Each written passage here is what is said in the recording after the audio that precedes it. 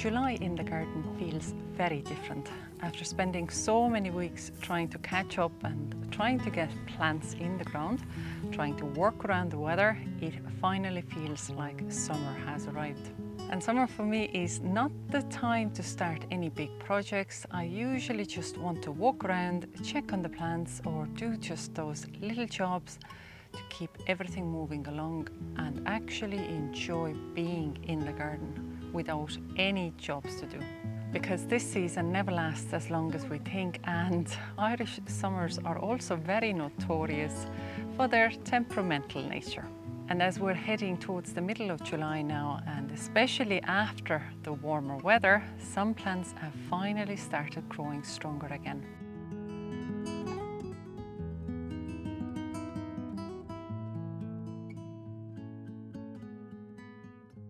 The Greek gigantea beans are starting to flower, and I have noticed something quite interesting here. There is a very clear sign that some of my plants must have crossed with my runner beans last year, as these Greek giganteas were grown from my own saved seed. Beans are mostly self-pollinating, but crossing can still happen, especially if different varieties are flowering close together and pollinators are moving between them. And this is definitely the case in our garden here.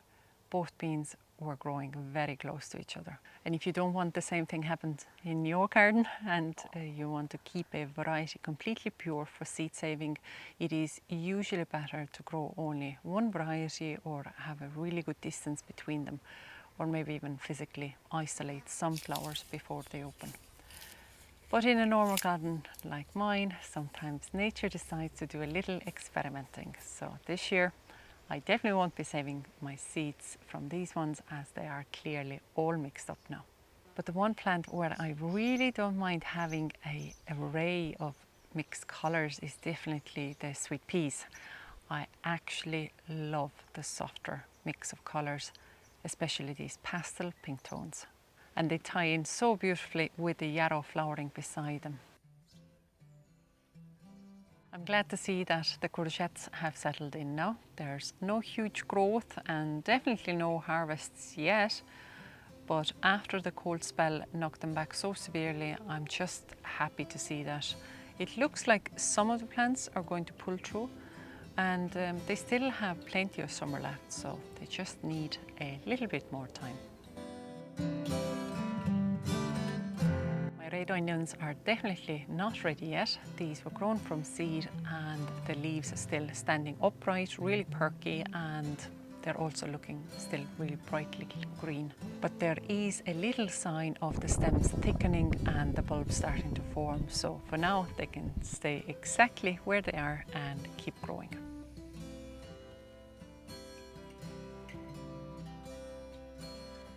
The birds have definitely been helping themselves to the strawberries, so unfortunately there has been nothing more than an odd one here and there for us, and even those usually have a little nibble taken out of them already. But sometimes we're not the only ones waiting for the harvest to come. I've been giving the garlic as much time as possible to grow large delicious bulbs on the ground, but by now the rust has clearly taken hold of the leaves and the plants are looking a little bit sorrier every day. So I think it is time to take them up. I have two different hardneck varieties growing in one planter and the elephant garlic in the other. And considering, I suppose, the growing conditions we've had this year, a very cool wet spring, a short but intense heat wave in May, cold weather returning again then afterwards, and now another long warm spell, it has definitely been a demanding season for the plants. So honestly, I really don't know what to expect from the garlic. And actually, this is not bad. The hardneck bulbs are okay. They're not huge, but they're absolutely perfectly usable. And the elephant garlic has definitely done better than the hardneck one, but again, not amazing. But I suppose overall it's still homegrown garlic, and there is always something so satisfying about harvesting something that started as just one clove in the ground.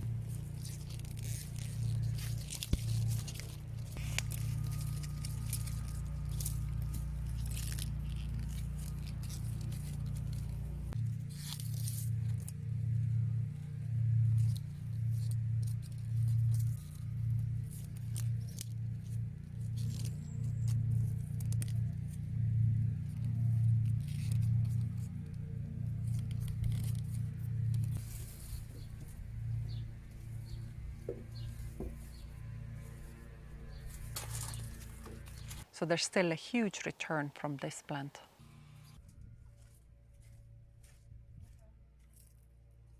Now the potatoes in the buckets are also starting to show quite a lot of dieback now. These are a mixture of first and second earlies, so it is around the right time for them to be ready. But the same as with the garlic, I really don't know what to expect. So they haven't had consistent growing conditions this year. Lots of rain, cool weather early on, and then suddenly really like dry heat when they needed moisture. I'll start with a bucket of Charlotte potatoes. This one had 3 seed potatoes planted in one layer, but I'm finding the compost is actually really dry. The potatoes themselves are obviously beautiful and they're really clean, but I keep on digging, but there isn't much coming out, so the harvest is tiny. That is such a pity. I suppose they did have a much shorter growing time because this bucket was only planted in April. But unfortunately, this little amount isn't quite enough for dinner for our family, so let's try another bucket. So this Charlotte bucket was planted earlier, back in March, so it has had a longer growing season. The soil, unfortunately, is even drier in here. But straight away I can see a lot more of little potatoes coming through, and this definitely looks much more promising.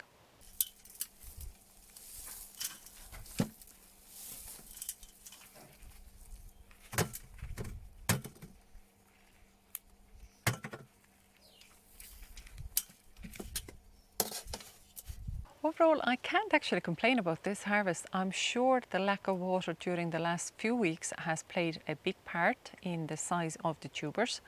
They just didn't have enough consistent moisture to keep swelling. And I suppose growing in buckets creates some type of a limit as well. The plant only has a certain amount of space, compost and also nutrition available then.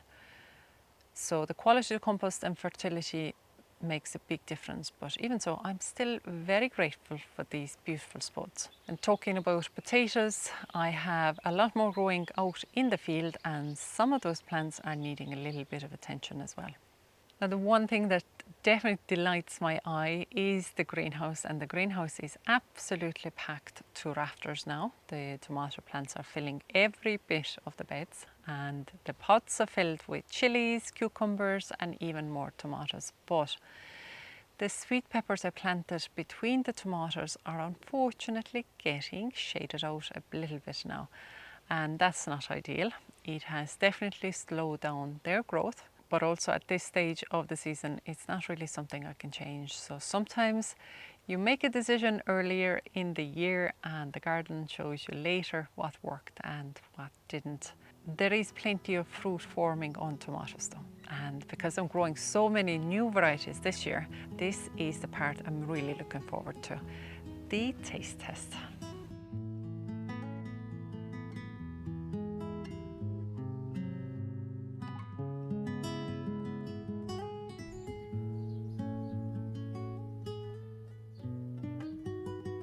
Now the potatoes here on the field have not finished growing yet. It's probably because there's just so much more space here. And even though they're the same plants that are up in the kitchen garden in the pots, but there are such distinctive lesions on some of the leaves. But unfortunately, there's also parts of a row that you could see there's more like an area being affected by the same thing.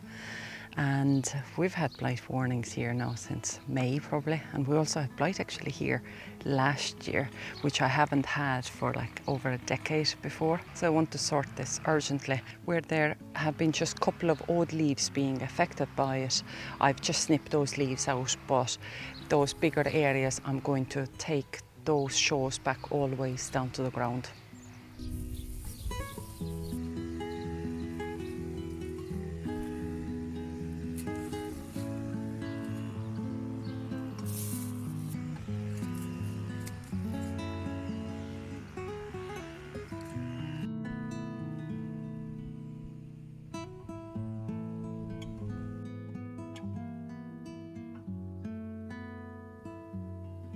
The brassicas, apart from the few outside the nets that the caterpillars have been enjoying a little too much, are doing really well.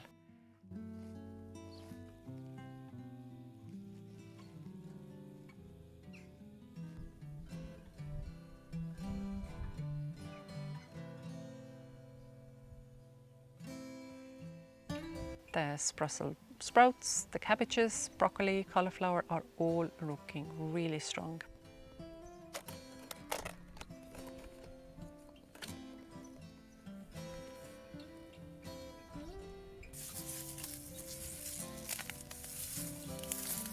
The leaves are a lovely healthy colour, and the beds are also actually mostly clean. Just a few weeds here and there, but overall this has been a very easy area so far.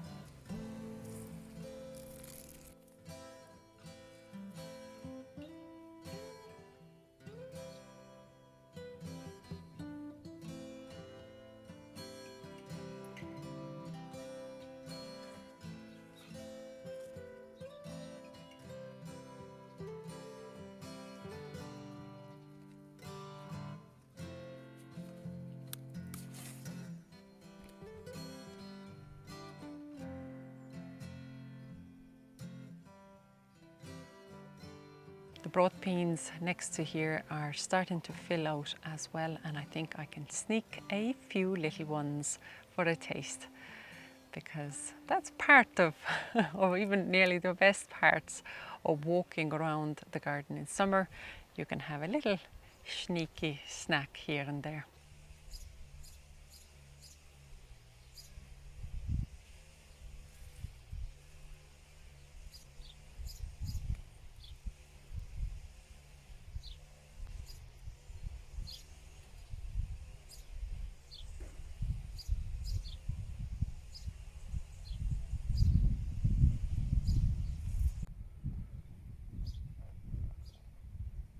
The pumpkins that I planted a few weeks ago have settled in two. We seem to have one casualty, but the rest are starting to take advantage of all this extra space, so it's really nice to see that.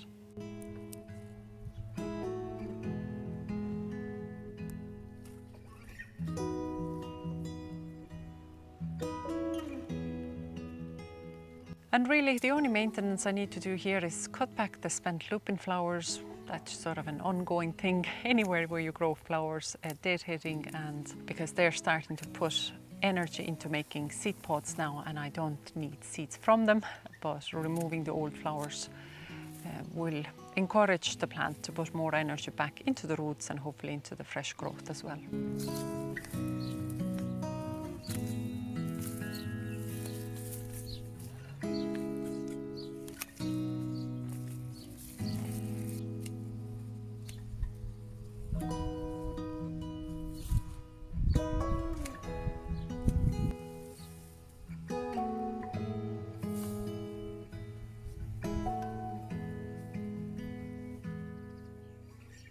It's really hard to ignore the sight of the Sunchokes, or Jerusalem artichokes.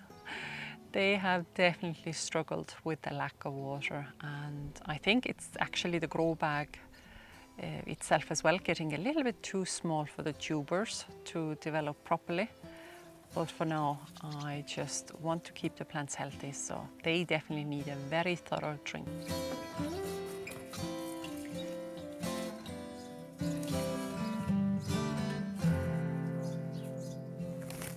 So while they're getting their well-deserved water, I better go to the rose garden and tidy up in here as well, because the peonies have finished flowering now and it is time to remove the old flower heads.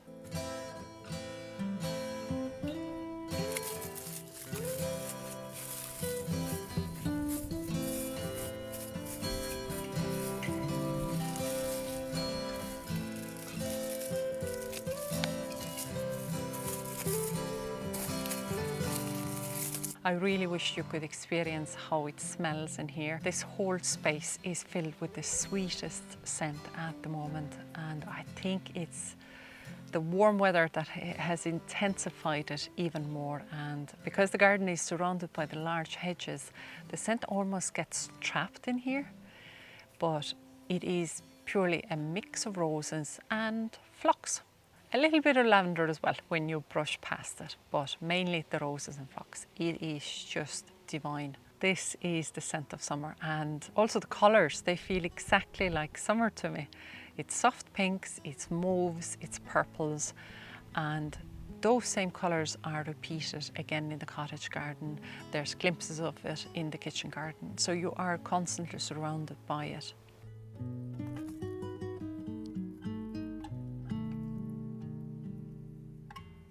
And as I mentioned, the cottage garden, this area has completely exploded with growth over the last couple of weeks. There's even more flowers and even stronger stems to deal with, and so many different plants all growing together. And I think this is exactly the part of summer gardening that I want to remember to enjoy.